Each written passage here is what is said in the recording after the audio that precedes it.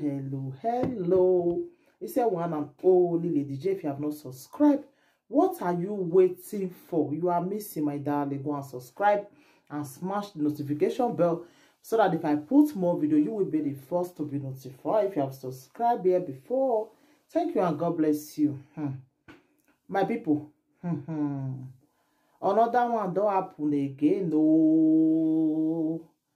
Don't mighty, don't cry, come out to say your wife nearly memeramo, say he no dey marry again. No, my people, no.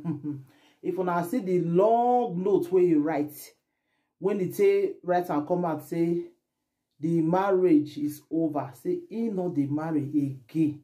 My people, I can't say what it can the happen to our celebrity then? And what did they happen to them? What it can be the problem?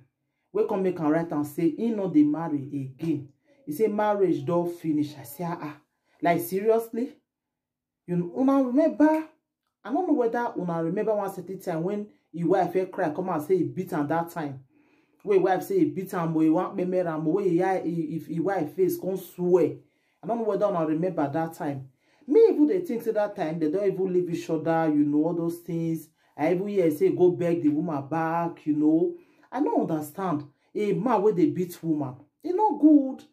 When I remember when he beat that woman that time, when that woman really me.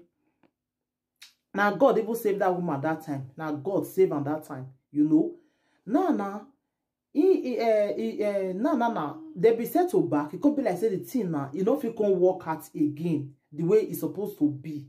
So now he make the katakata no great stop. The quarrel no great stop. You know. Now. They can't lead to now say we be say the man now say he not the marry again. No, say the woman now. Now I can't even the one beating now. Say the woman really memeram.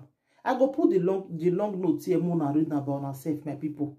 When I see her, my shock talizo, I say what's it can they happen? I be man run come update my people. Mona hear the latest where they happen now.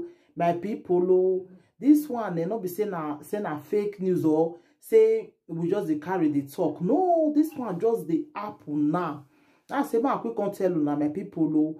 Say Doka Mighty, una know Doka Mighty where they sing now, where the music the sweet where he talk about how it is suffer that time, life history that year, you know. So my people, I shock when I say he married over, say he not they marry again, say his wife really memeram. His wife want me marry say he not go feel go die because he marry. I can say what you can't just reach like that. But your wife where you beat that way, you swear like say bones they no the way bones they be now both. Your wife now so your wife face be that time, you know. So I can't be surprised when he can't talk him now say he not they marry again. Say the marriage is over. Say he no one get anything to do with his wife again. He even put the wife mother for Instagram there. He puts everything. I was like, what it can't just reach like that, you know? Doesn't mean say marriage these days they not go feel even say me they resolve them, may they even know, may they resolve them, may they see whether I go work at.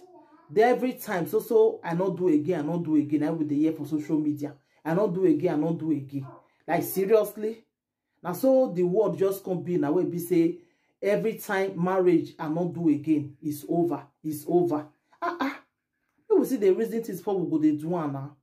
The way the whole thing they be now, the thing they shockalize me like seriously. You know? The thing they surprise me. So maybe we Africans, maybe they try to repair our home way. I know some of the only men body they you see there's some women body too. Though they with man, they not will give them peace, so quarrel, fight, you know, that kind of marriage, no, they not go work. Let me they say marriage of these days and prayer. Now prayer, marriage not what you they expect, now you will just see for 100%. No, it's not the possible. Marriage not just like now patience.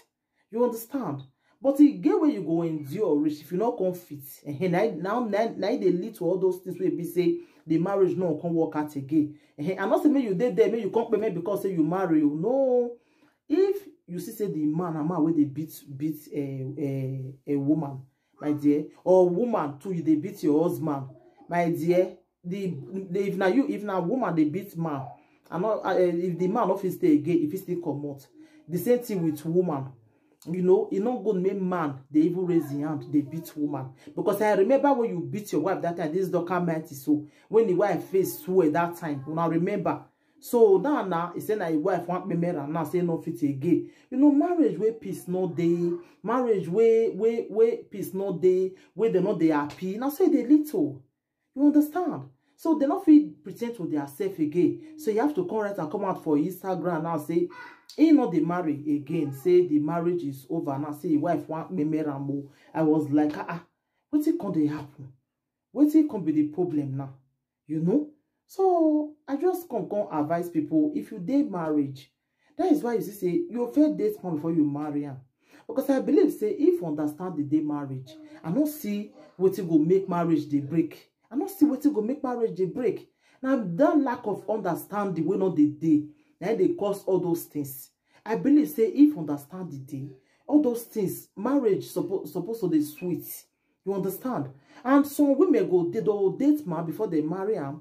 After they don't marry finish, you come be so quarrel, so fight, so quarrel, you know. Now those ones now they surprise say you not date this man before you marry and be waiting. Because I believe say if you date him, I not see the reason we go make you where you not go know say this man they beat you. He not beat you right on time at all. He not touch you. You know do sign like say if they assure those things, but you still go ahead, you go marry him.